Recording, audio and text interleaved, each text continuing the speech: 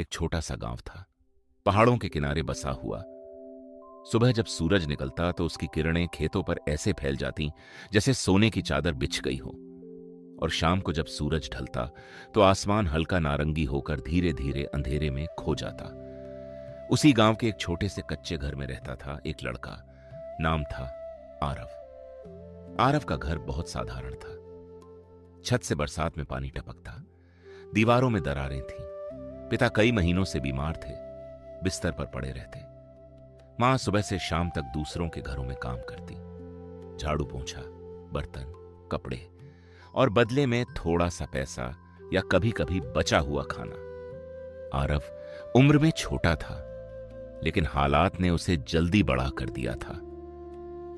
हर सुबह वह अपने पिता के पास बैठता, उनके माथे पर गीला कपड़ा रखता, फिर मां के साथ पानी भरने जाता।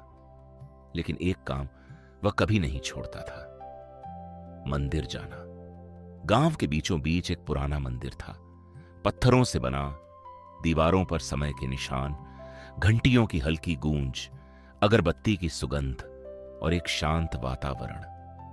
आरव रोज शाम को वहां जाता, घंटों भगवान की मूर्ति के सामने बैठा रहता, आंखें बंद, हाथ जोड़े और एक ही प्रार्थना करता। हे भगवान, मेरे घर की हालत बदल दो, मेरे पिताजी को ठीक कर दो, माँ की मेहनत कम कर दो। उसके शब्दों में मासूमियत थी, भरोसा था, उम्मीद थी।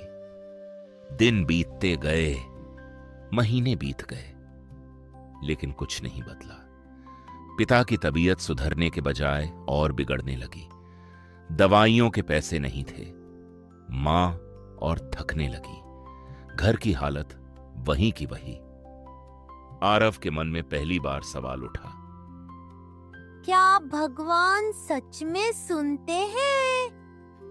एक शाम जब घर में दवा के लिए पैसे नहीं थे, मां चुपचाप रो रही थी, पिता की सांसें भारी थीं। आरव का दिल भर आया। वह गुस्से में मंदिर गया। मंदिर की सीढ़ियों पर बैठकर उसने ऊंची आवाज में कहा, भगवान, क्या आप सुन भी रहे हो? मैं रोज आता हूँ, रोज प्रार्थना करता हूँ, फिर भी कुछ क्यों नहीं बदलता? आप चुप क्यों हो? मंदिर में सन्नाटा था, बस दूर कहीं से आती हवा की सरसराहट और घंटी की हल्की आवाज। कोई जवाब नहीं आया। आरव की आंखों से आंसू बह निकले। उसने पत्थर की सीढ़ियों पर सिर रख दिया और रोता रहा। उस रात वह बहुत टूटा हुआ घर लौटा। लेकिन अगले दिन वह फिर मंदिर गया। इस बार उसकी चाल धीमी थी, आंखों में सवाल थे, लेकिन कदम रुके नहीं।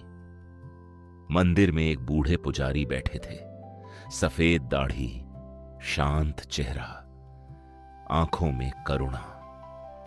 उन्होंने आरव को देखा और पास बुलाया। बेटा, क्यों उदास हो? आरव ने सब कुछ बता दिया, अपनी प्रार्थना, अपनी शिकायत, अपनी पीड़ा।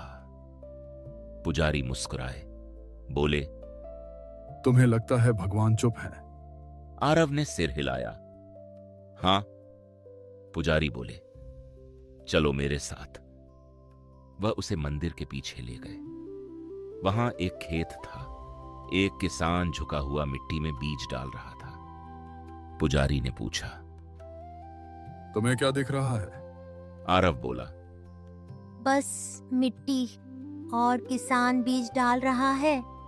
पुजारी ने पूछा, अगर कल तक पौधा न निकले तो क्या किसान रोने लगेगा?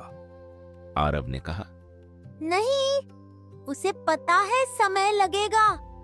पुजारी बोले, बस यही समझो, भगवान ने तुम्हारे जीवन में बीज बो दिया है। अभी जड़ें बन रही हैं। जड़ें दिखती नहीं, लेकिन वही सबसे जरूरी होती हैं। आरव चुप हो गया।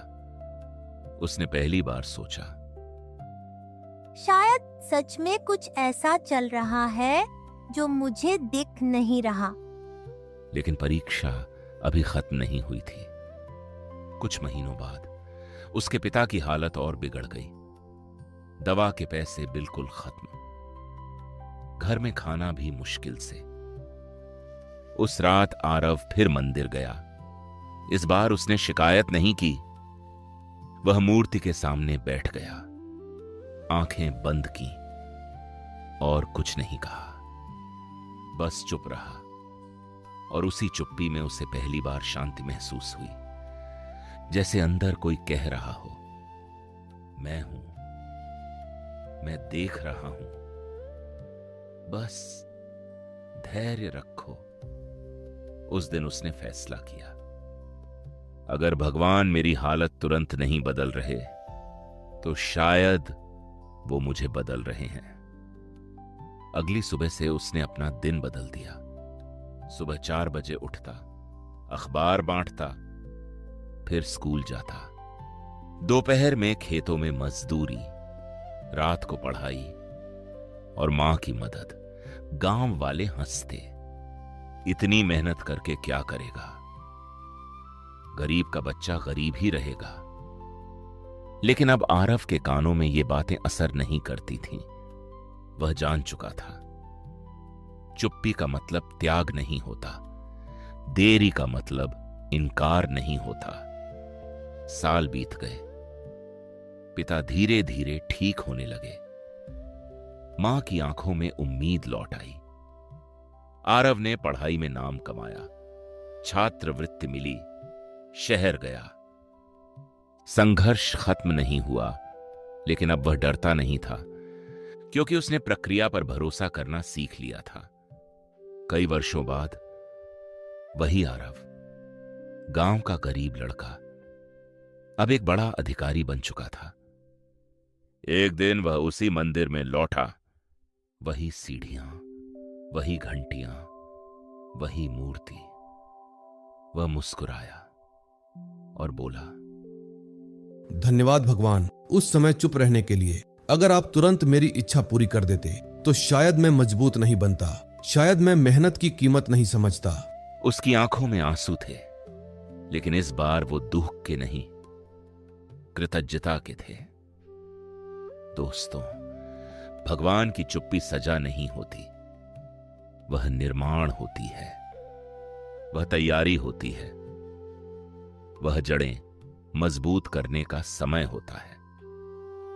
अगर आज आपकी प्रार्थना का उत्तर नहीं मिल रहा तो समझो अभ्यास चल रहा है। जैसे धनुष से छोड़ा गया तीर पहले पीछे खींचा जाता है, वैसे ही जीवन आपको पीछे खींच रहा है ताकि आप दूर तक जा सको। अगर रास्ता बंद दिख रहा है, अगर सब कुछ रुक गया है, तो याद रखो, चुप्पी अनुपस्थिति नहीं है, देरी अस्वीकृति नहीं है। प्रक्रिया पर विश्वास रखो, एक दिन सब समझ आएगा। एक दिन आप भी पीछे मुड़कर देखोगे और कहोगे, अच्छा हुआ उस समय भगवान चुप रहे। अगर आप भी अभी ऐसे दौर से गुजर रहे हैं जहां भगवान चुप लग रहे हैं, तो आज कमेंट में लिखो, मैं भरोसा रखूंगा, और लिखो, राधे राधे, क्योंकि आपकी कहानी अभी खत्म नहीं हुई। भगवान चुप हैं, लेकिन काम जारी है।